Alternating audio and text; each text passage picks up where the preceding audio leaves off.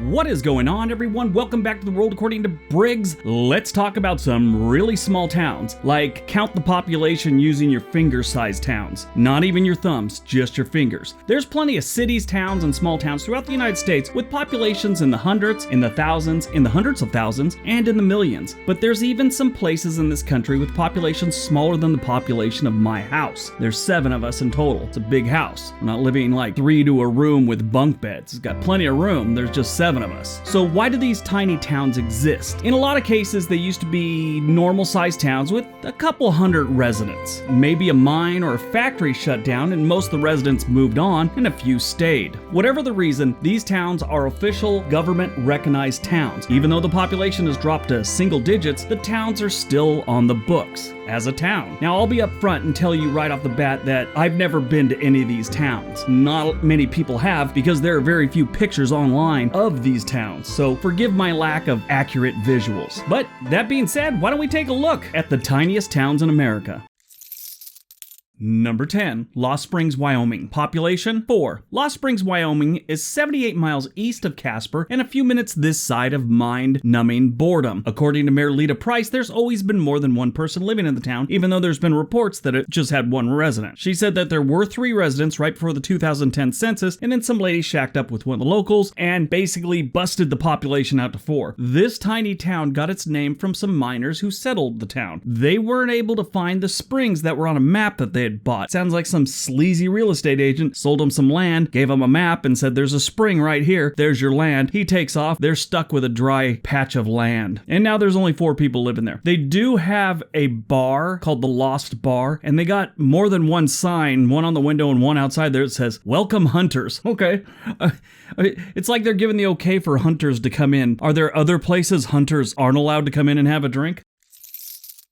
Number 9, TAVISTOCK, New Jersey. Population 5. TAVISTOCK is a borough in Camden County, New Jersey. At the 2010 census, the population was 5. They lost 19 people since the 2000 census when they had 24, in case you didn't want to do the math. This town, or borough, was founded so some dudes could play golf at their country club on Sundays. Back around 1920, the county they were in had a law against participating in sporting events on Sunday. This sucked because they had a country club with a golf course, and these dudes had 2 days off a week, and one of those days they couldn't put on ridiculous clothes and chase a small ball the size of a hamster around a course the size of a small city. So they decided to break off from the county and make their own town. TAVISTOCK's succession from Haddonfield, New Jersey was all about playing golf. Number 8, Hoot Owl, Oklahoma. Population 4. Hoot Owl has really had a population boom the last decade or so. At the 2000 census, they had 1 resident and a horse named Willie. At the 2010 census, Willie was dead, but they now had 4 residents. See? Progress. I mean, except for Willie. If you're looking for a small town that gives you 1 in 5 chance of being elected mayor and lakefront property, move to Hoot Owl. The town of Hoot Owl is on the eastern shore of Lake Hudson. The lake is actually a reservoir, but still. Since Lake Hudson is attached to Snowdale State Park, the location is a popular place for boating, fishing, camping, and hiking. So all around, this place is a hoot. Oh yes, comedy gold there.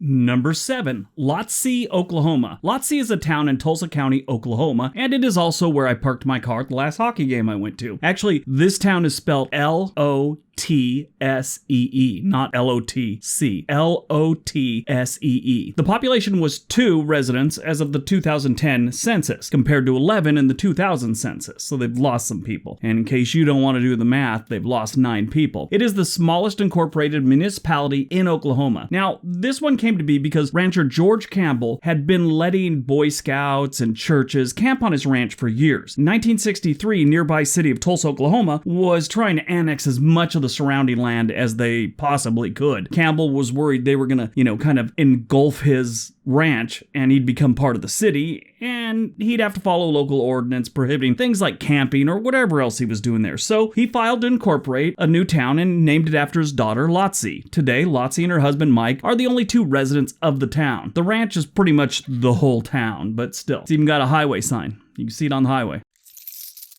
Number 6, Brewster, Florida. Population 3. Brewster is another mining town that residents abandoned, not for good reasons. Brewster used to have all the amenities to support a town of miners and their families, but when the mining company was shut down due to its carefree attitude and actions towards the environment, they were forced to sell the town to the state. The village of Brewster was founded in 1910 and for decades flourished as a phosphate mining operation. It was a total company town. The town had its own schools, doctor's office, theater, post office, which was established in 1913 and discontinued in 1961. It even had a swimming pool.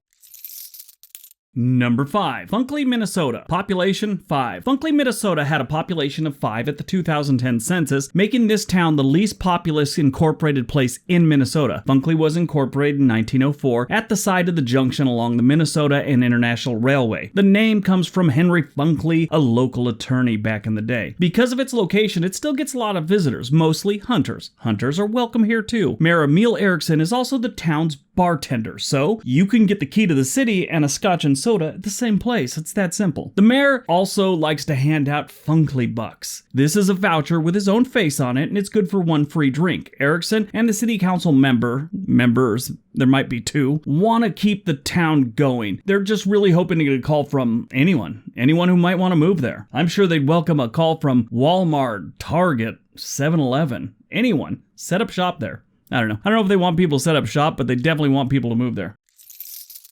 Number 4, Warm River, Idaho. Population 4. Warm River isn't much of a town. If you're driving down the Mesa Falls Scenic Byway and you turn to your wife and say, "Why didn't you go to the restroom when we were at Big Judd's in Ashton 15 minutes ago?" you'll miss it. But it does have a popular campground. It became an incorporated town so the local store could obtain a liquor license. What's camping without a few beers and a wife with an overactive bladder, right? Warm River was incorporated in the 1940s so they wouldn't get a visit from the state for breaking the law restricting liquor sales to only incorporated municipalities. See, they were forward thinking. They knew campers needed beer, so they became a town. It's just too bad they only got 4 people living there right now. Number 3, Bonanza, Colorado. Population 5. Formerly known as Bonanza City, Bonanza Town is largely an abandoned silver mining operation. The majority of Bonanza burned down in 1937. Today, collapsed structures actually outnumber the ones that are still standing. Bonanza was never much of a boom town or really much into counting their residents. They're really not sure how many people lived here at its peak. This town must have really depressing Tinder options. You swipe twice because they're both related. The third one's a goat. Yeah, not fun. Number 2, Bonanza, Utah. Population 1. Look at that. 2 towns named Bonanza. It's like a bonanza. Yes! More comedy gold.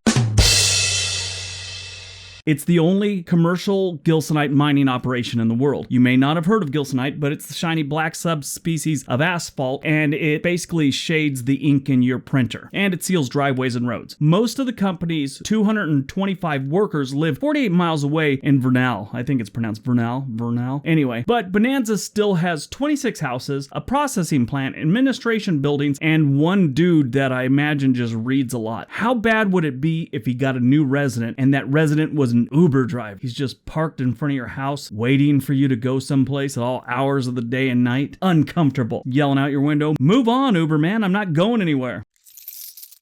And number 1, Greenhorn, Oregon. Population 2. With an elevation of 6,306 feet, Greenhorn is Oregon's highest city. That is an altitude high. If you're looking at it from the other way of being high, I believe Portland would be Oregon's highest city. At least most nights it would be. Greenhorn was founded during the 1860s during a gold rush. The land around Greenhorn is amazing. I could see myself spending a lot of years here if given the opportunity. I've been to Sumter, Oregon a couple times. It's not too far away from Greenhorn. I love the area. Anyway, Greenhorn now serves as a vacation retreat and hunting cabins for a handful of part-time residents. The town's 2 residents, Joyce Papel, I believe it's pronounced, and Rod Bergstrom, account for the town's entire permanent population. I did read one report that either Ron or Joyce or both of them had moved away, but I no confirmation on that.